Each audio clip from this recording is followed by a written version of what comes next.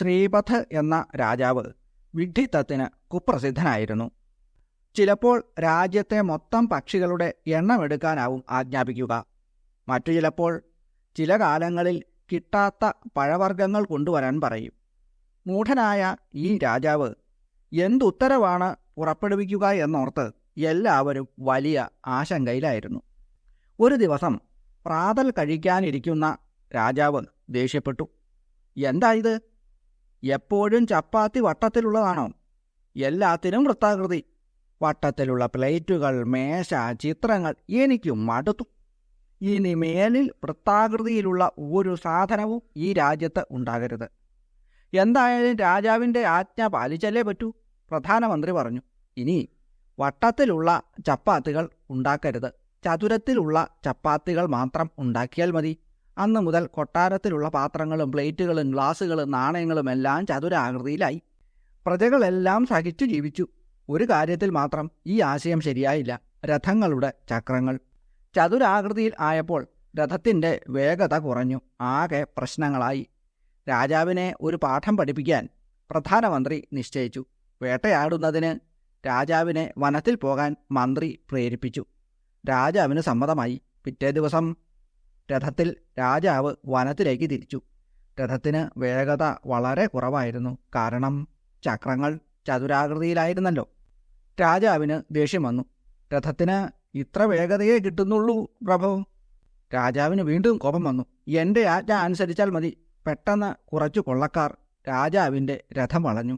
രാജാവ് രഥത്തിൽ നിന്നും ഇറങ്ങി ഓടി രക്ഷപ്പെടാൻ ശ്രമിച്ചു. "എൻ്റെ രഥത്തിൻ്റെ ചക്രങ്ങൾ വൃത്താകൃതിയിലായിരുന്നു എങ്കിൽ എനിക്ക് രഥത്തിൽ രക്ഷപ്പെടാമായിരുന്നു," രാജാവ് ചിന്തിച്ചു. "ഈ കൊള്ളക്കാർ എന്നെ ഇപ്പോൾ കൊന്നത് തന്നെ." എന്നാൽ പ്രധാനമന്ത്രി ഉടനെ സ്ഥലത്തെത്തി രാജാവിനോട് പറഞ്ഞു. "രാജാവേ, ഭയപ്പെടേണ്ട. സത്യത്തിൽ ഇവർ കൊള്ളക്കാരല്ല. അങ്ങയുടെ തീരുമാനത്തിൻ്റെ അപകടാവസ്ഥ അങ്ങയെ ബോധ്യപ്പെടുത്താനായിരുന്നു ഇങ്ങനെ ചെയ്തത്." ഉടനെ രാജാവ് വീണ്ടും ആജ്ഞാപിച്ചു. "ഇനി മുതൽ ഈ രാജ്യത്ത് ചതുരാകൃതിയിലുള്ള ഒന്നും കണ്ടുപോകരുത്." പ്രണവപ്രകാശത്തിൻ്റെ പുതിയ ഒരു അധ്യായത്തിലേക്ക് എല്ലാവർക്കും സ്വാഗതം. നമോ നമസ്തേ രജസോ ഭവായൈ, നമോ നമ സാത്വികതസ്ഥിതായൈ, നമോ നമസ്തേ തമസോഹരായൈ, നമോ നമോ നിർഗുണത ശിവായൈ. രജസ ഭവായൈ നമോ നമസ്തേ. രജോ ഗുണം കൊണ്ട് ഭവരൂപിണിയായി സൃഷ്ടികാരിണിയായ ദേവി, അവിടേക്ക് നമസ്കാരം. സാത്വികത സ്ഥിതായൈ തേ നമോ നമ. സത്വഗുണം കൊണ്ട് രക്ഷാരൂപിണിയായി സ്ഥിതി ചെയ്യുന്ന അവിടേക്ക് നമസ്കാരം. തമസ ഹരായൈ തേ നമോ നമഃ. തമോ ഗുണം കൊണ്ട് രുദ്രരൂപിണിയായിട്ടുള്ള അവിടേക്ക് നമസ്കാരം. നിർഗുണത ശിവായൈ തേ നമോ നമ. നിർഗുണയായി, ഗുണങ്ങൾ ഇല്ലാത്തവളായി, ശിവയായി സ്ഥിതി ചെയ്യുന്ന അമ്മേ, അവിടേക്ക് നമസ്കാരം. രജോ ഗുണം അവലംബിച്ച് ബ്രഹ്മരൂപിണിയായിട്ട് സ്ഥിതി ചെയ്യുന്നതും, സത്വഗുണം അവലംബിച്ച് വിഷ്ണുരൂപിണിയായിട്ട് രക്ഷിക്കുന്നതും, തമോ ഗുണം അവലംബിച്ച് രുദ്രരൂപിണിയായിട്ട് സംഹരിക്കുന്നതും, നിർഗുണയും ഗുണങ്ങൾക്കെല്ലാം അതീതയുമായി ശിവയായിട്ട് സ്ഥിതി ചെയ്യുന്നതും ശ്രീ മഹാദേവി തന്നെയാണ്. അങ്ങനെയുള്ള അമ്മയ്ക്ക് നമസ്കാരം.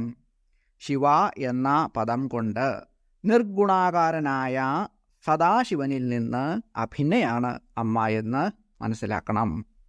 മൃഡൻ എന്നാൽ ശിവൻ എന്നാണ് അർത്ഥം.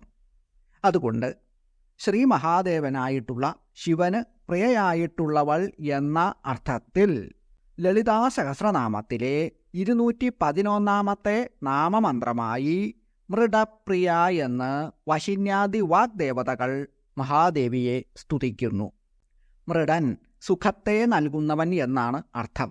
സാത്വിക ഗുണസമ്പന്നനായി ശ്രീ മഹാദേവൻ പ്രത്യക്ഷപ്പെടുമ്പോൾ ഭഗവാനെ മൃഡൻ എന്ന് വിളിക്കുന്നു. ഓം മൃഡപ്രിയായൈ നമഃ. ഓം ഓം ഹ്രീം മൃഡപ്രിയായൈ നമഃ. അർദ്ധനാരീശ്വര രൂപത്തിൽ ഭഗവാനെയും ഭഗവതിയെയും ആരാധിക്കുന്നതിന് ഉത്തമമായ ഒരു മന്ത്രമാണ് ഇത്. ശ്രീ ഭദ്രകാളി, ദുർഗ, ശ്രീ പാർവതി എന്നിങ്ങനെ 3 രൂപങ്ങളിൽ ഈ മന്ത്രം കൊണ്ട് അമ്മയെ ആരാധിക്കാം. ദേവീക്ഷേത്രങ്ങളിൽ ഈ മന്ത്രം ജപിച്ചുകൊണ്ട് അമ്മയെ പ്രാർത്ഥിക്കാവുന്നതുമാണ്. അമ്മയുടെ രൂപം ഏറ്റവും ഉത്കൃഷ്ടമായതാണ്. അതിലും ഉത്കൃഷ്ടമായിട്ടുള്ള രൂപം വേറെ ഒരു ദേവതയ്ക്കുമില്ല. അതുകൊണ്ടാണ് അമ്മയെ വളരെ ഉത്കൃഷ്ടമായ രൂപത്തോടു കൂടിയവൾ എന്ന് അർത്ഥം വരുന്ന മഹാരൂപ എന്ന നാമമന്ത്രം കൊണ്ട് വാഗ്ദേവതകൾ സ്തുതിച്ചു നമസ്കരിക്കുന്നത്. ലളിതാ പരമേശ്വരി ദേവി ഭണ്ഡാസുര വധത്തിനു വേണ്ടി ദേവന്മാർക്ക് മുന്നിൽ ആവിർഭവിച്ചപ്പോൾ അവർ കണ്ട വിരാട് രൂപത്തെ ലളിതാസ്തവരാജം എന്ന സ്തോത്രരൂപത്തിൽ നമുക്ക് ലഭിച്ചിട്ടുണ്ട്. ലളിതോപാഖ്യാനം 8-ാം അധ്യായത്തിലാണ് ഈ സ്തോത്രം. അമ്മയെ ദുഃഖിതരായ ദേവന്മാർ കണ്ടതോടുകൂടി ദുഃഖങ്ങളെല്ലാം മാറി സന്തോഷത്തോടുകൂടി അമ്മയെ അവർ സ്തുതിക്കുന്നു. അതിലെ അമ്മയുടെ രൂപവർണ്ണനയുടെ ചെറിയൊരു ഭാഗമാണ് ഇത്. മഹാരൂപ എന്ന നാമമന്ത്രത്തിൻ്റെ അർത്ഥം മനസ്സിലാക്കുന്നതിന്, അമ്മയുടെ രൂപത്തെക്കുറിച്ച് അറിയുന്നതിന് ഈ ഭാഗം വളരെ ഫലപ്രദമാണ്. കലാമുഹൂർത്തകാഷ്ടാഹർമാസ സംവത്സരാത്മനെ നമഃസഹസ്രശീർഷായൈ സഹസ്രമുഖലോചനെ. കല, മുഹൂർത്തം, കാഷ്ഠ, അഹസ്, മാസം, സംവത്സരം എന്നിവയാകുന്ന ആത്മാവോടു കൂടിയവളും സഹസ്രശീർഷയും സഹസ്രം മുഖങ്ങളും ലോചനങ്ങളും ഉള്ള അമ്മേ, അവിടേക്ക് നമസ്കാരം. കാലം അളക്കുന്ന തോതുകളാണ് കാഷ്ഠ, കല, മുഹൂർത്തം, അഹസ്, മാസം, സംവത്സരം എന്നിവയെല്ലാം. 18 പ്രാവശ്യം കണ്ണടച്ച് തുറക്കാൻ വേണ്ട സമയമാണ് കാഷ്ഠ. 30 കാഷ്ഠയാണ് ഒരു കല. 8 ക്ഷണമാണ് ഒരു മുഹൂർത്തം. ഒരു സെക്കൻഡിൻ്റെ 4/5 ഭാഗമാണ് ഒരു ക്ഷണം, അതായത് ഇമ വെട്ടുന്നതിനുള്ള സമയം. അഹസ് എന്നാൽ പകൽ. ഇവിടെ ഒരു ദിവസം എന്നാണ് അർത്ഥം വരുന്നത്. മാസം, സംവത്സരം ഇങ്ങനെയൊക്കെയുള്ള കാലത്തിൻ്റെ തോത് ചേർത്ത് പറഞ്ഞതുകൊണ്ട് അമ്മ കാലസ്വരൂപിണിയാണ് എന്ന് സൂചിപ്പിച്ചിരിക്കുന്നു. പ്രപഞ്ചങ്ങളുടെ സൃഷ്ടിയും സ്ഥിതിയും നാശവും എല്ലാം കാലത്തെ ആശ്രയിച്ചാണല്ലോ. കാലത്തിന് വിധേയമല്ലാത്തതായിട്ടുള്ളത് കാലത്തിന് അതീതയായിട്ടുള്ള പരാശക്തി മാത്രമാണ്. സഹസ്രശീർഷ, സഹസ്രമുഖലോചന ഈ 2 പദങ്ങളിലും സഹസ്രം എന്ന വാക്കിന് എണ്ണിപ്പറയാനാകാത്ത വിധം അസംഖ്യം എന്നാണ് അർത്ഥം വരുന്നത്. 1000 എന്ന കൃത്യമായ സംഖ്യയല്ല സഹസ്രം എന്ന പദം കൊണ്ട് ഇവിടെ സൂചിപ്പിച്ചിരിക്കുന്നത്. ആയിരക്കണക്കായിട്ടുള്ള ശീർഷങ്ങൾ, അതായത് ശിരസ്സുകളും മുഖങ്ങളും കണ്ണുകളുമൊക്കെ ഉള്ളവളാണ് അമ്മ. പ്രപഞ്ചം അമ്മയുടെ രൂപമായതുകൊണ്ട് പ്രപഞ്ചത്തിലുള്ള എല്ലാ ജീവജാലങ്ങളുടെയും ശിരസ്സുകളും മുഖങ്ങളും കണ്ണുകളും അമ്മയുടെ ശീർഷങ്ങളും മുഖങ്ങളും കണ്ണുകളുമായിട്ട് കണക്കാക്കാം. അമ്മയുടെ വിരാട് രൂപത്തെ ഇവിടെ അതിമനോഹരമായി വർണ്ണിച്ചിരിക്കുന്നു. നമ സഹസ്രഹസ്താബ്ജപാദപങ്കജശോഭിതേ അണോരണുതരേ ദേവി മഹതോപി മഹീയസി. ആയിരക്കണക്കിന് കരങ്ങളാകുന്ന താമരപ്പൂക്കളും പാദപങ്കജങ്ങളും കൊണ്ട് ശോഭിച്ചിട്ടുള്ള അമ്മേ, അണുവിനേക്കാൾ അണുതരയും മഹത്തിനേക്കാൾ മഹീയസുമായ അല്ലയോ അമ്മേ ദേവി, അവിടേക്ക് നമസ്കാരം. സഹസ്രഹസ്താബ്ജപാദപങ്കജ ശോഭിത. താമരപ്പൂ പോലെ മൃദുവും മനോഹരവുമായ ആയിരക്കണക്കിന് കൈകളും കാലുകളും കൊണ്ട് ശോഭിക്കുന്നവളാണ് അമ്മ. അണോരണുതരേ മഹതോപി മഹീയസി. അണുവിനേക്കാൾ അണുതരയും മഹത്തിനേക്കാൾ മഹീയസ്സുമായിട്ടുള്ളവൾ. ഏറ്റവും ചെറുതാണ് അണു. അതിനേക്കാൾ അണുതരമായ രൂപം ഉള്ളവൾ, അതിസൂക്ഷ്മമായ ആകാരം ഉള്ളവൾ എന്ന് അർത്ഥം. മഹീയസ് ഏറ്റവും വലുത്. മഹത്തിലും മഹീയസായവൾ എത്ര ചെറുതാണെന്നോ എത്ര വലുതാണെന്നോ പറയുവാൻ കഴിയാത്ത രൂപമാണ് അമ്മയുടേത്. പരാത്പരതരേ മാതസ്തേജസ്ത്വം തേജസാം ഹസി അതലന്തു ഭവത്പാദൗ വിതലം ജാനുനീ തവ രസാതലം കടീദേശ കുക്ഷിസ്തേ ധരണീ ഭവേത് ഹൃദയം തു ഭുവർലോക സ്വസ്തേ മുഖമുദാഹൃതം. പരാത്പരതരയായ അല്ലയോ അമ്മേ, അവിടുന്ന് തേജസ്സുകൾക്കും തേജസ്സാകുന്നു. അതലം അവിടുത്തെ പാദമാണ്. വിതലം അമ്മയുടെ ജാനുക്കളാണ്. രസാതലം അരഭാഗമാണ്. ഭൂമിയാകട്ടെ അമ്മയുടെ ഉദരമാകുന്നു. അവിടുത്തെ ഹൃദയം ഭുവർലോകവും സ്വർഗം അവിടുത്തെ മുഖപങ്കജവുമാണ്. പരാത്പരതരയായ അല്ലയോ അമ്മേ എന്നാണല്ലോ. പരാത്പര എന്നാൽ പരനിൽ നിന്ന് പര ആയവൾ എന്നും പരത്തിൽ നിന്ന് പരയായവൾ എന്നും വിഗ്രഹിക്കാം. പരനിൽ നിന്ന് പര ആയവൾ എന്ന് അർത്ഥമെടുക്കുമ്പോൾ ബ്രഹ്മാവ് വിഷ്ണു മഹേശ്വരന്മാർക്കും അപ്പുറം ഉള്ളവൾ, ത്രിമൂർത്തികളെക്കാൾ ശ്രേഷ്ഠയായവൾ എന്നാണ് അർത്ഥം വരുന്നത്. പരത്തിൽ നിന്ന് പരയായവൾ എന്നാണ് അർത്ഥം എടുക്കുന്നത് എങ്കിൽ ശ്രേഷ്ഠമായിട്ടുള്ളതിനേക്കാളൊക്കെ ശ്രേഷ്ഠയായിട്ടുള്ളവൾ എന്ന് അർത്ഥം വരും. സർവശ്രേഷ്ഠ. പരാത്പരതര എന്നാൽ മുൻ പറഞ്ഞതിനെ ഒക്കെ അതിക്രമിച്ചു നിൽക്കുന്നവൾ എന്നാണ് അർത്ഥം കിട്ടുന്നത്. തേജസ്ത്വം തേജസാം. ത്വം നീ, തേജസാം തേജസ്സുകൾക്ക്, തേജ തേജസ് ആകുന്നു. സൂര്യൻ, ചന്ദ്രൻ, അഗ്നി തുടങ്ങിയ തേജസ്സുകൾ അമ്മയെ ആരാധിച്ചാണ് തേജസ് നേടിയത്. അമ്മയുടെ തേജസ്സിൻ്റെ അല്പമാത്രമായ സ്ഫുരണം മാത്രമാണ് ആദിത്യാദികളുടെ തേജസ്. അതുകൊണ്ട് തേജസ്സുകളുടെ തേജസ്സാണ് ആദിപരാശക്തിയായ ദേവി എന്ന് ഇതിൽ നിന്നും മനസ്സിലാക്കാം. അതലം തു ഭവൽപാദവും. അതലം അമ്മയുടെ പാദങ്ങളാണ്. വിതലം ജാനുനീതവ അമ്മയുടെ കാൽമുട്ടുകളാണ് വിതലം. രസാതലം കടീദേശ രസാതലം അമ്മയുടെ അരക്കെട്ടാകുന്നു. തേ കുക്ഷീധരണീ ഭവേത് അവിടുത്തെ വയറ് ഭൂമിയാകുന്നു. ഹൃദയം തു ഭുവർലോക അമ്മയുടെ ഹൃദയം ഭുവർലോകമാണ്. സ്വ തേ മുഖം ഉദാഹൃതം സ്വ സ്വർഗം അമ്മയുടെ മുഖവുമാകുന്നു. ദൃശശ്ചന്ദ്രാർക്കദഹന ദിശസ്തേ ബാഹവോംബികേ മരുതസ്തേ തനുച്ഛ്വാസ വാചസ്ഥേ ശ്രുതയോഖില. അല്ലയോ ദേവി അമ്മേ, അവിടുത്തെ കണ്ണുകൾ ചന്ദ്രൻ, സൂര്യൻ, അഗ്നി എന്നിവയാകുന്നു. മരുത്തുകൾ അമ്മയുടെ ശ്വാസവായുക്കളുമാകുന്നു. വേദങ്ങൾ അമ്മേ ദേവി അവിടുത്തെ വാക്കുകളും ആകുന്നു. ക്രീഡാതേ ലോകരചന സഖാതേ ചിന്മയ ശിവ ആഹാരസ്തേ ചിദാനന്ദോ വാസസ്തേ ഹൃദയം സദാം. അല്ലയോ ലോകമാതാവേ, നിന്റെ ലീല ലോകരചനയാണ്. നിന്റെ കൂട്ടുകാരൻ ചിന്മയനായ ശ്രീ മഹാദേവനാകുന്നു. അമ്മേ, അവിടുത്തെ ആഹാരം ചിദാനന്ദമാണ്. വാസസ്ഥാനമോ സജ്ജനങ്ങളുടെ ഹൃദയവും ആകുന്നു. ക്രീഡാതേ ലോകരചന. ലളിതാ പരമേശ്വരി ദേവിയെ സംബന്ധിച്ചിടത്തോളം ലോകങ്ങളെ സൃഷ്ടിക്കുക എന്നുള്ളത് വെറുമൊരു ലീല മാത്രമാണ്. ഇവിടെ രചന എന്ന വാക്കിന് സൃഷ്ടി, സ്ഥിതി, സംഹാരം എന്നീ 3 അർത്ഥങ്ങളും സ്വീകരിക്കേണ്ടതാണ്. ആഹാരസ്തേ ചിദാനന്ദ. അമ്മേ, അവിടുത്തെ ആഹാരമാണ് ചിദാനന്ദം. പരമമായ ആനന്ദത്തെ ചിദാനന്ദമെന്ന് പറയുന്നു.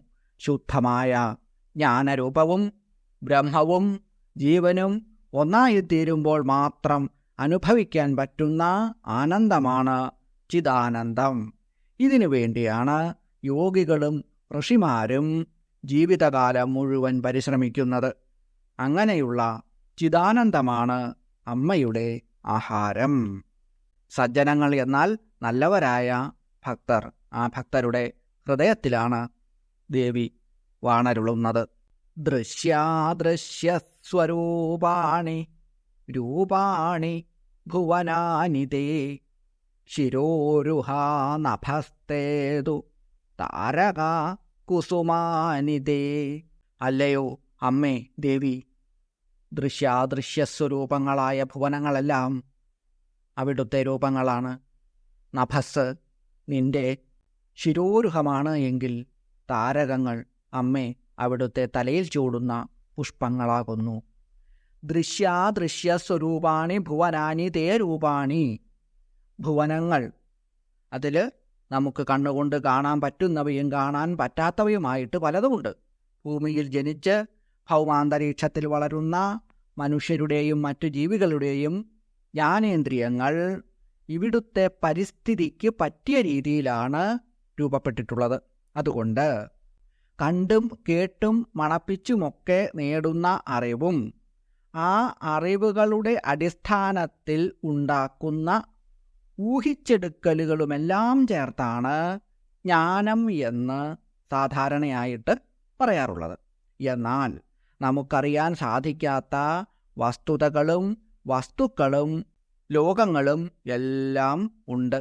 അദൃശ്യം എന്ന പദത്തിന് കാണാത്തത് എന്ന് മാത്രമല്ല, ശ്രദ്ധയിൽപ്പെടാത്തത്, അറിവിൻ്റെ പരിധിയിൽ വരാത്തത് എന്നൊക്കെ അർത്ഥമുണ്ട്.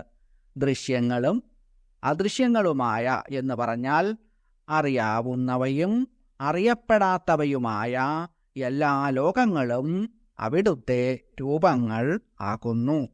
നഭ തു തേ ശിരോരുഹ. ആകാശം അവിടുത്തെ തലമുടി ആകുന്നു. അമ്മയുടെ രൂപവർണ്ണനയുടെ ഭാഗമായിട്ടാണ് ഈ സങ്കല്പം. താരക തേ കുസുമാനി. ആകാശം മുടിയാണ് എങ്കിൽ നക്ഷത്രങ്ങൾ ആ മുടിയിൽ ചൂടിയ പുഷ്പങ്ങളായിട്ട് ഇവിടെ വിശേഷിപ്പിച്ചിരിക്കുന്നു. ധർമാദ്യാ ബാഹവസ്തേ സ്യുരധർമാദ്യായുധാനി തേ യമാശ്ച നിയമാശ്ചൈവ കരപാദരുഹസ്തഥാ. അമ്മേ ദേവി, അവിടുത്തെ ബാഹുക്കൾ ധർമ്മം തുടങ്ങിയവ ആകുന്നു. അവിടുത്തെ ആയുധങ്ങൾ അധർമ്മം തുടങ്ങിയവയാണ്. അപ്രകാരം യമവും നിയമവും അമ്മയുടെ കയ്യിലെയും കാലിലെയും നഖങ്ങളാകുന്നു. തേ ബാഹവ ധർമാദ്യ സ്യുഹു. അമ്മേ അവിടുത്തെ ബാഹുക്കൾ ധർമ്മം തുടങ്ങിയവ ആകുന്നു. പ്രവർത്തിക്കാൻ ഏറ്റവും കൂടുതൽ പ്രയോജനപ്പെടുന്ന അവയവമാണ് കൈകൾ. അതുകൊണ്ട് കർമ്മേന്ദ്രിയങ്ങളിൽ ഏറ്റവും പ്രധാനമുള്ളത് കൈകൾക്കാണ്. ലോകത്തിൻ്റെ സുഖകരമായ സ്ഥിതിക്ക് കാരണം ധർമ്മത്തിൻ്റെ സ്ഥിരമായിട്ടുള്ള പ്രവർത്തനമാണ്. അതുകൊണ്ട് അമ്മയുടെ കൈകൾ ധർമാദികളാണ് എന്ന് ഇവിടെ പറഞ്ഞിരിക്കുന്നു. തേ ആയുധാനി അധർമാദി. അമ്മയുടെ ആയുധങ്ങൾ അധർമ്മം തുടങ്ങിയവയാണ്. ആയുധങ്ങളുടെ ധർമ്മം നശിപ്പിക്കുക എന്നുള്ളതാണ്. ധർമ്മം കൊണ്ട് സുഖകരമായ സ്ഥിതി ഉണ്ടാകുന്നു എങ്കിൽ അധർമ്മം കൊണ്ട് നാശമാണ് സംഭവിക്കുന്നത്.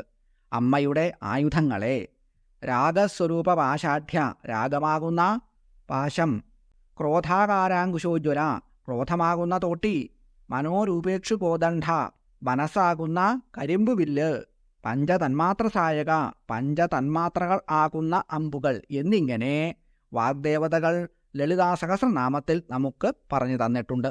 ഭുവനങ്ങളെ നിർമ്മിക്കുകയും നിലനിർത്തുകയും നശിപ്പിക്കുകയും ചെയ്യുന്ന ലളിതാ പരമേശ്വരീ ദേവിയാകുന്ന ജഗജനനി സൃഷ്ടിക്കും സ്ഥിതിക്കും കാരണമായ ധർമ്മരൂപമായ തൃക്കരങ്ങളിൽ രാഗം, ക്രോധം തുടങ്ങിയ അധർമ്മത്തിൻ്റെ രൂപത്തിലുള്ള ആയുധങ്ങളെ പ്രപഞ്ചത്തിൻ്റെ സംഹാരത്തിനുള്ള ശക്തി ബീജങ്ങളായിട്ട് ധരിച്ചിരിക്കുന്നു എന്നാണ് ഇതിൽ നിന്നും മനസ്സിലാക്കേണ്ടത്. കരപാദരുഹാം യമാച നിയമാച ഏവ. അമ്മേ അവിടുത്തെ കരരുഹങ്ങളും, കരരുഹങ്ങൾ എന്ന് പറഞ്ഞാൽ കൈനഖങ്ങൾ, പാദരുഹങ്ങളും, പാദരുഹങ്ങൾ കാൽനഖങ്ങളാണ്. ഇവ യമവും നിയമവും ആണ്. അഷ്ടാംഗയോഗത്തിലെ ആദ്യ പടിയാണ് യമം. നിയമം രണ്ടാമത്തേതും.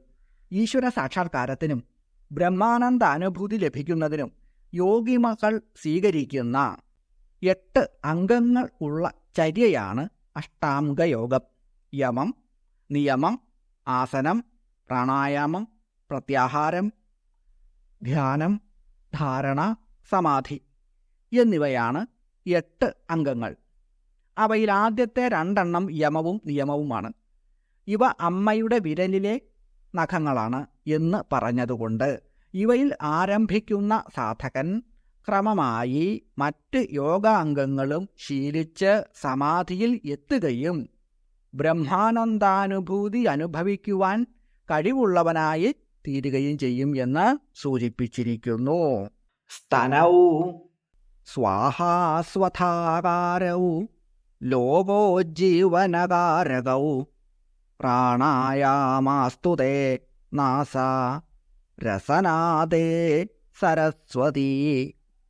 അമ്മയുടെ സ്തനങ്ങൾ ലോകത്തിന് ജീവൻ നൽകുന്നതിന് കാരണങ്ങളായിട്ടുള്ള സ്വാഹ, സ്വഥ എന്നിവരുടെ രൂപത്തിലുള്ളവയാകുന്നു. പ്രാണായാമം അവിടുത്തെ നാസികയാണ്. സരസ്വതീ ദേവി അമ്മയുടെ നാവാകുന്നു. സ്തനൗ ലോകോജീവനകാരകൗ സ്വാഹാ സ്വഥാകാരൗ. അമ്മയുടെ ലോകോജീവനകാരകങ്ങളായ സ്തനങ്ങളാണ് സ്വാഹായും സ്വഥയും. സ്വാഹ, സ്വഥ എന്ന രണ്ട് ശബ്ദങ്ങളും ദേവതമാരെ ഉദ്ദേശിച്ചുകൊണ്ട് അനുഷ്ഠിക്കുന്ന ദ്രവ്യത്യാഗത്തെ സൂചിപ്പിക്കുന്നു.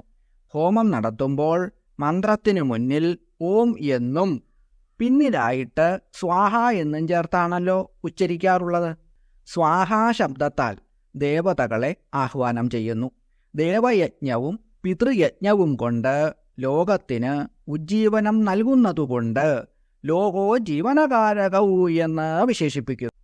തൈത്തിരീയോപനിഷത്തിൽ സ്വൈവ തേ വാഗിത്യബ്രവീത് എന്ന് നിർവചനം. സ്വീയയായ വാക്ക് എന്ന് സ്വാഹാ ശബ്ദത്തിന് അർത്ഥം കൽപ്പിക്കുന്നു. സ്വാൻ സ്വകീയാൻ ആജിഹീതേ ഗച്ഛതി. തൻ്റെ ഉദ്ദേശത്തിന് വിഷയമായവരെ ഗമിക്കുന്നത് എന്നാണ് അങ്ങനെ നോക്കുമ്പോൾ സ്വാഹ എന്ന പദത്തിന് അർത്ഥം വരുന്നത്. സ്വഥാ ശബ്ദത്തെ സുഷ്ഠു ആധീയതേനയ എന്നും സുഷ്ഠു അം വിഷ്ണു സ്വാതി ആദധാതി എന്നും വിഗ്രഹിച്ചുകൊണ്ട് വിഷ്ണുവിനെ പുഷ്ടിപ്പെടുത്തുന്നത് എന്നും അർത്ഥം കൽപ്പിച്ചിട്ടുണ്ട്. സ്വാഹ, സ്വഥ എന്നീ അമ്മമാർ ഷോഡശമാതാക്കളുടെ കൂട്ടത്തിലാണ് പെടുന്നത്.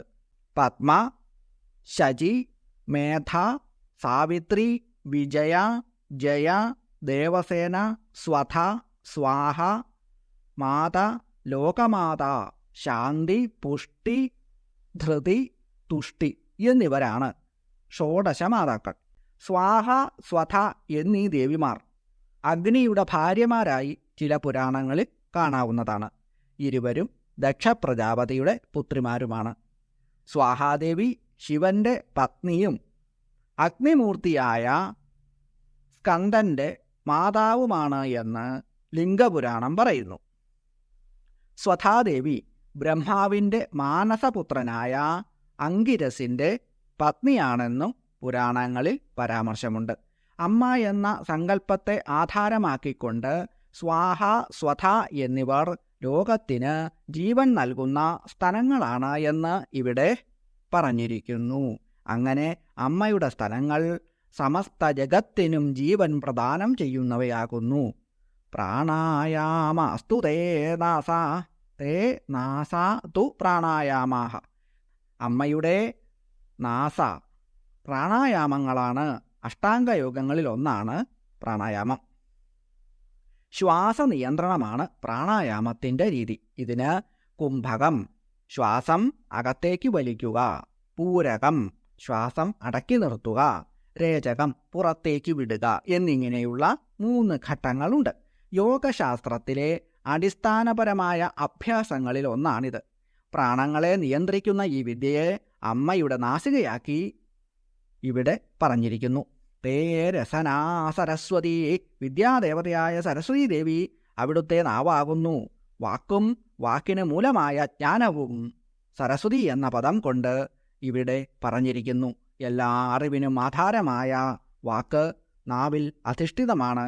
നാക്ക് വാക്കിൻ്റെ ആധാരമായതുകൊണ്ട് സരസ്വതിയെ അമ്മയുടെ നാവായി ഇവിടെ വിശേഷിപ്പിച്ചിരിക്കുന്നു. പ്രത്യാഹാരസ്ത്വിന്ദ്രിയാണി ധ്യാനം തേ ധീസ്തൃടാസനം മനസ്തേ ധാരണാശക്തിർ ഹൃദയം തേ സമാധിക. പ്രത്യാഹാരം അമ്മയുടെ ഇന്ദ്രിയങ്ങളാണ്. ധ്യാനം അമ്മയുടെ ബുദ്ധിയാകുന്നു. ആസനം അമ്മയുടെ തൃഷ്ണയാണ്. ധാരണാശക്തി അമ്മയുടെ മനസ്സും സമാധി അവിടുത്തെ ഹൃദയവുമാകുന്നു. പ്രത്യാഹാരം എന്ന പദത്തിന് പിൻവലിക്കൽ എന്നാണ് അർത്ഥം. ഇന്ദ്രിയ പ്രവർത്തനങ്ങളെ നിയന്ത്രിച്ചുകൊണ്ട് ആഗ്രഹങ്ങളിൽ നിന്നും വാസനകളിൽ നിന്നുമെല്ലാം മനസ്സിനെ സ്വതന്ത്രമാക്കുന്നത് അഷ്ടാംഗയോഗത്തിൻ്റെ ലക്ഷ്യമാണ്. പ്രത്യാഹാരം അമ്മയുടെ ഇന്ദ്രിയങ്ങളാണ്. പ്രത്യാഹാരം എന്ന പദത്തിന് ലോകങ്ങളെ തന്നിലേക്ക് തിരിച്ചെടുക്കൽ എന്നും ഒരർത്ഥം ഉണ്ട്. അങ്ങനെ നോക്കിയാൽ പ്രപഞ്ച സൃഷ്ടി ലീലയായി ചെയ്യുന്ന പരാശക്തി അവയെ തന്നിലേക്ക് ലയിപ്പിക്കുന്നതും പ്രത്യാഹാരത്തിന് ഉദാഹരണമാണ്. യമം, നിയമം, ആസനം, പ്രത്യാഹാരം തുടങ്ങിയ യോഗാംഗങ്ങൾ കൊണ്ട് സജ്ജമായിട്ടുള്ള മനസ്സിൽ അമ്മയെ എപ്പോഴും സ്മരിക്കുക. അതിനെ ധ്യാനം എന്ന് പറയാം. ഇവിടെ ധ്യാനത്തെ അമ്മയുടെ ബുദ്ധിയായിട്ടാണ് വിവരിച്ചിരിക്കുന്നത്. മനസ്സിന് ചാഞ്ചല്യമില്ലാത്ത വിധം സ്ഥിരമായി നിർത്തുന്നതിനു വേണ്ടി ശരീരത്തെ നിയന്ത്രിക്കുന്നതിനുള്ള അഭ്യാസമാണ് ആസനം.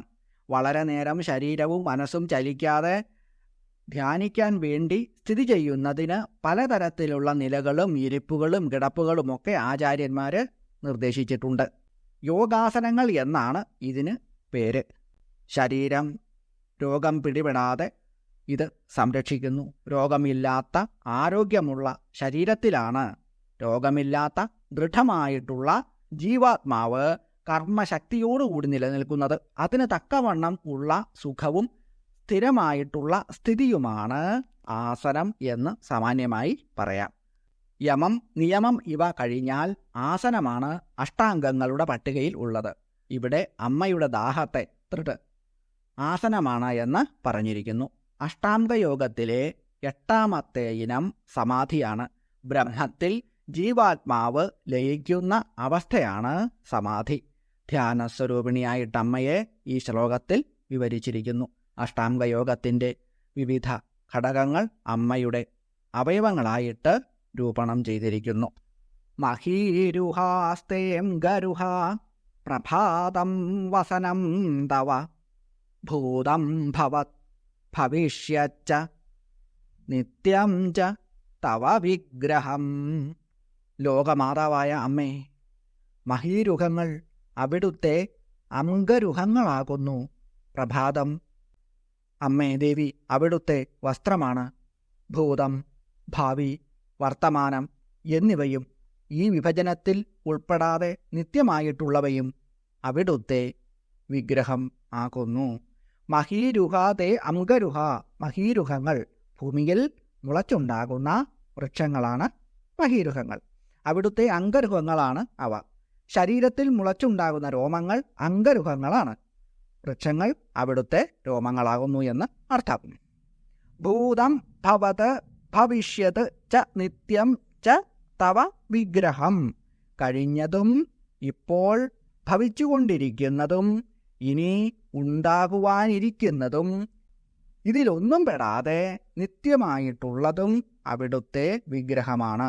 നിത്യം എന്ന് പറഞ്ഞാൽ ആദ്യവും അന്തവും ഇല്ലാത്തത്, ശാശ്വതമായത് എന്നൊക്കെയാണ് അർത്ഥം. കാലത്തിൻ്റെ ഏതെങ്കിലും ഒരു ബിന്ദുവിൽ നിന്നുകൊണ്ട് മാത്രമേ കാലത്തെ അളക്കുവാൻ സാധിക്കുകയുള്ളൂ. ഉദാഹരണമായി കഴിഞ്ഞ 1-ാം തീയതി മുതൽ ഈ തിങ്കളാഴ്ച വരെയുള്ള പാലിൻ്റെ കാശ് കൊടുക്കണം എന്ന് പറയുമ്പോൾ തുടക്കവും ഒടുക്കവുമായല്ലോ. മുമ്പുണ്ടായത്, ഉണ്ടായിക്കൊണ്ടിരിക്കുന്നത്, ഉണ്ടാകാൻ പോകുന്നത് എന്നിങ്ങനെ കാലത്തെ 3ആയിട്ട് തിരിക്കുന്നു. ഭൂതം, ഭാവി, വർത്തമാനം എന്നിങ്ങനെ 3ആയി കാലത്തെ വിഭജിക്കുമ്പോൾ അതിലൊന്നും പെടാതെ കാലത്തിനപ്പുറമായ നിത്യമായ ചൈതന്യവിശേഷമായിട്ടുള്ള ബ്രഹ്മമാണ് പരാശക്തി. നിത്യമായിട്ടുള്ള ആ ബ്രഹ്മസ്വരൂപവും ഉണ്ടായതും ഉണ്ടാകുന്നതും ഉണ്ടാകാൻ ഇരിക്കുന്നതുമായ എല്ലാം അമ്മേ ഭഗവതി ദേവി അവിടുത്തെ വിഗ്രഹം തന്നെയാണ്. ഇപ്രകാരം ശാശ്വതമായിട്ടുള്ള പരാശക്തിയുടെ ഭാവഭേദങ്ങൾ മാത്രമാണ് ഭൂതം, ഭാവി, വർത്തമാനം എന്നിവയെല്ലാം. യജ്ഞരൂപ ജഗദ്ധാത്രീ വിശ്വഗ്രൂപ ച പാവനി ആധാരം ത്വാം പ്രപശ്യന്തി ന സമ്യങ് നിഖില പ്രജ. ആദിപരാശക്തിയായ അല്ലയോ അമ്മേ, യജ്ഞരൂപയും ജഗദ്ധാത്രിയും വിശ്വരൂപയും പാവനിയും അവിടുന്ന് തന്നെയാകുന്നു. എല്ലാത്തിനും ആധാരമായിട്ടുള്ള അമ്മേ, അവിടുത്തെ എല്ലാ പ്രജകളും വേണ്ട വിധം ദർശിക്കുന്നില്ല. യജ്ഞം എന്ന വാക്കിന് ആരാധന, പൂജ, യാഗം, പ്രാർത്ഥന എന്നൊക്കെ അർത്ഥമുണ്ട്. ബ്രഹ്മയജ്ഞം, ദേവയജ്ഞം, മനുഷ്യയജ്ഞം, പിതൃയജ്ഞം, ഭൂതയജ്ഞം എന്നിങ്ങനെ യജ്ഞങ്ങൾ 5 വിധമാണ്. ഇവയൊക്കെ അമ്മയുടെ രൂപങ്ങളാണ് എന്നാണ് യജ്ഞരൂപ എന്ന നാമത്തിൻ്റെ അർത്ഥം. ജഗദ്ധാത്രി എന്നാൽ ജഗത്തിന് ധാത്രി ആയിട്ടുള്ളവൾ എന്നാണ് അർത്ഥം വരുന്നത്. ധാത്രി എന്നാൽ വളർത്തമ്മ. ലോകത്തെ സംരക്ഷിക്കുന്നവൾ എന്നാണ് ജഗദ്ധാത്രി എന്ന പദത്തിന് അർത്ഥം. വിശ്വഗ്രൂപ, എല്ലായിടത്തും രൂപമുള്ളവളെ എന്നാണ് അർത്ഥം. സർവവ്യാപി, ദൃശ്യവും അദൃശ്യവുമായ എല്ലാ രൂപങ്ങളിലും സ്ഥിതി ചെയ്യുന്നവളാണ് ആദിപരാശക്തിയായ ജഗദീശ്വരി. അടുത്ത വാക്കാണ് പാവനി. പാവനമാക്കുന്നവൾ, പാപങ്ങളെ നശിപ്പിക്കുന്നവൾ, പാപമോ കളങ്കമോ പറ്റാത്തവൾ. ആധാരം ത്വാം നിഖില പ്രജാ സമ്യക് ന പശ്യന്തി. അല്ലയോ അമ്മേ ദേവി, അവിടുന്ന് എല്ലാത്തിനും ആധാരമാണെങ്കിലും എല്ലാവരും അമ്മയെ വേണ്ട വിധം ദർശിക്കുന്നില്ല. പ്രപഞ്ചത്തിൻ്റെ വളർത്തമ്മയും യജ്ഞസ്വരൂപിയുമായിട്ടുള്ള അമ്മ സർവചരാചരങ്ങളെയും സൃഷ്ടിക്കുകയും നിലനിർത്തുകയും എല്ലാ പ്രവർത്തനങ്ങൾക്കും പ്രേരണ നൽകുകയും ചെയ്യുന്നു. എല്ലാത്തിനും ഫലം കൊടുക്കുന്നവൾ അമ്മയാണ്. എല്ലാ കർമ്മങ്ങളുടെ ഫലങ്ങളും ഭുജിക്കുന്നവളും അമ്മ തന്നെയാകുന്നു. എല്ലാത്തിനും ആധാരമായിട്ടുള്ളതും അമ്മയാണ്. ഇങ്ങനെയൊക്കെയാണെങ്കിലും എല്ലാ ജീവികളും അമ്മയെ അറിയുകയോ കാണുകയോ ചെയ്യുന്നില്ല. നിഖില പ്രജാ ന പശ്യന്തി എന്ന് പറഞ്ഞിരിക്കുന്നതിനാൽ ചിലർ അറിയുകയും കാണുകയും ചെയ്യുന്നുണ്ട് എന്ന് മനസ്സിലാക്കണം. പല ജന്മങ്ങളിലെ പുണ്യം കൊണ്ട്, കർമ്മം കൊണ്ട് ചിലർ അമ്മയുടെ ഉപാസകരായിട്ട് ഭവിക്കുന്നു. അവർ ഒഴികെയുള്ളവരെയാണ് വേണ്ട വിധം അമ്മയെ ദർശിക്കാത്തവരായി പറഞ്ഞിട്ടുള്ളത്. ലളിതാസ്തവരാജം എന്ന ഈ മഹാസ്തുതിയിലെ ഏതാനും ഭാഗങ്ങൾ ഉദ്ധരിച്ചുകൊണ്ട് ഇത്രയും വിശദീകരിച്ചതിൻ്റെ കാരണം മഹാരൂപ എന്ന കേവലം 4 അക്ഷരം കൊണ്ട് മഹത്തായിട്ടുള്ള അമ്മയുടെ വിരാട് രൂപവും മാഹാത്മ്യവും കുറച്ചെങ്കിലും മനസ്സിലാക്കുന്നതിന് വേണ്ടി മാത്രമാണ്. ഇപ്രകാരം മഹത്തായ രൂപത്തോടു കൂടിയതാണ് മഹാരൂപ എന്ന നാമമന്ത്രത്തിലൂടെ വശിന്യാദി വാഗ്ദേവതകൾ ദർശിക്കുന്നതും നമുക്ക് കാണിച്ചു തരുന്നതുമായ ശ്രീ ലളിതാ ത്രിപുര സുന്ദരീ രൂപം. ലോക സംരക്ഷണത്തിനു വേണ്ടി, ധർമ്മ സംരക്ഷണത്തിനു വേണ്ടി അമ്മ വിവിധ രൂപങ്ങളിൽ പലപ്പോഴും അവസരോചിതമായി അവതരിച്ചിട്ടുണ്ട്. എല്ലാ ദേവശരീരങ്ങളിൽ നിന്നും ഉദ്ഭവിച്ച, തേജസ്വരൂപത്തിൽ നിന്നും ആവിർഭവിച്ച, അവതാരം പൂണ്ട ഭഗവതി രൂപത്തെ എങ്ങനെയാണ് മഹിഷാസുരൻ കാണുന്നത് എന്ന് ദേവീ മാഹാത്മ്യത്തിൽ ഇങ്ങനെ വിവരിച്ചിരിക്കുന്നു. സ ദദർശ തതോ ദേവീം വ്യാപ്തലോകത്രയം തുഷാ പാദാക്രാന്ത്യാനതഭുവം കിരീടോല്ലിഖിതാംബരാം ക്ഷോഭിതാശേഷപാതാളാം ധനുർജാനി സ്വനേനതാം ദിശോ ഭുജസഹസ്രേണ സമന്താത് വ്യാപ്യ സംസ്ഥിതാം. തഥാ സ അനന്തരം അവൻ ദ്വിഷാ തേജസ്സുകൊണ്ട് വ്യാപ്ത ലോകത്രയം വ്യാപിച്ചിരിക്കുന്ന 3 ലോകങ്ങളോടു കൂടിയവളായി പാദാക്രാന്ത്യ പാദം കൊണ്ടുള്ള ചവിട്ടുകൊണ്ട് നതഭുവം താഴ്ത്തപ്പെട്ട ഭൂമിയോട് കൂടിയവളായി കിരീടോല്ലിഖിതാംബരാം കിരീടത്താൽ സ്പർശിക്കപ്പെട്ട ആകാശത്തോടു കൂടിയവളായിട്ടും ധനുർജാനി സ്വനേന വില്ലിൻ്റെ ഞാണൊലി കൊണ്ട് ക്ഷോഭിതാശേഷപാതാളാം ഇളക്കപ്പെട്ട എല്ലാ പാതാള ലോകങ്ങളോടും കൂടിയവളായി ഭുജസഹസ്രേണ 1000 കൈകൾ കൊണ്ട് സമന്താൽ ദിശ വ്യാപ്യ ചുറ്റും ദിക്കുകളെ വ്യാപിച്ചുകൊണ്ട് സംസ്ഥിതം താ ദേവീം ദദർശ സ്ഥിതി ചെയ്യുന്ന ആ ദേവിയെ കണ്ടു. ആ മഹിഷാസുരൻ തേജസ് കൊണ്ട് വ്യാപിച്ചിരിക്കുന്ന 3 ലോകങ്ങളോടും അമ്മയുടെ പാദം ചവിട്ടിയപ്പോൾ താഴ്ന്നുപോയ ഭൂമിയോടുകൂടിയും ആകാശം മുട്ടുന്ന കിരീടത്തോടുകൂടിയും അമ്മയുടെ വില്ലിൽ നിന്നും പുറപ്പെടുന്ന ഞാണൊലി ശബ്ദം കൊണ്ട് എല്ലാ പാതാള ലോകങ്ങളും ഇളക്കുന്നവളായിട്ടും ആയിരക്കണക്കിന് കൈകളാൽ ചുറ്റുമുള്ള ദിക്കുകളൊക്കെ വ്യാപിച്ചുകൊണ്ട് സ്ഥിതി ചെയ്യുന്നവളായിട്ടും മഹാദേവിയെ മഹിഷാസുരൻ ദർശിച്ചു. ദേവി മഹാത്മ്യത്തിലെ ഈ ഭാഗം വായിക്കുമ്പോൾ എനിക്ക് തോന്നാറുണ്ട്, മഹിഷാസുരൻ എത്ര ഭാഗ്യവാനായിരുന്നു എന്ന്. കാരണം ഇതുപോലെയുള്ള അമ്മയുടെ അതിദിവ്യമായ ആ മഹാരൂപം ദർശിക്കുവാൻ ദുഷ്ടനായ അവന് ഭാഗ്യം സിദ്ധിച്ചിരിക്കുന്നു. അമ്മയുടെ ആയുധം കൊണ്ട് അവൻ ശരീരം ഉപേക്ഷിക്കപ്പെട്ടവനായിട്ടും ആദിപരാശക്തിയിൽ ലയിച്ചു ചേരുന്നതിനുള്ള പരമമായ ഒരു ഭാഗ്യം അവന് കിട്ടി. ആദിപരാശക്തിയായ കരുണാസാഗരമായ എൻ്റെ അമ്മയ്ക്ക് സഹസ്രകോടി പ്രണാമങ്ങൾ. ഓം മഹാരൂപായൈ നമഃ. ഓം ഓം ഹ്രീം മഹാരൂപായൈ നമഃ.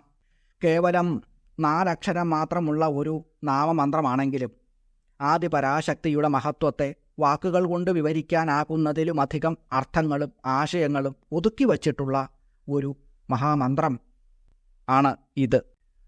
ക്ഷമയോടുകൂടി, ഭക്തിയോടുകൂടി, ആദിപരാശക്തിയോടുള്ള സ്നേഹത്തോടുകൂടി ഈ വിവരണം കേൾക്കുന്ന മാത്രയിൽ അമ്മയുടെ സാന്നിധ്യവും അവിടുത്തെ രൂപവും ഇത് കേൾക്കുന്ന ഓരോരുത്തർക്കും ഉണ്ടാകണം എന്നാണ് എൻ്റെ ആഗ്രഹം.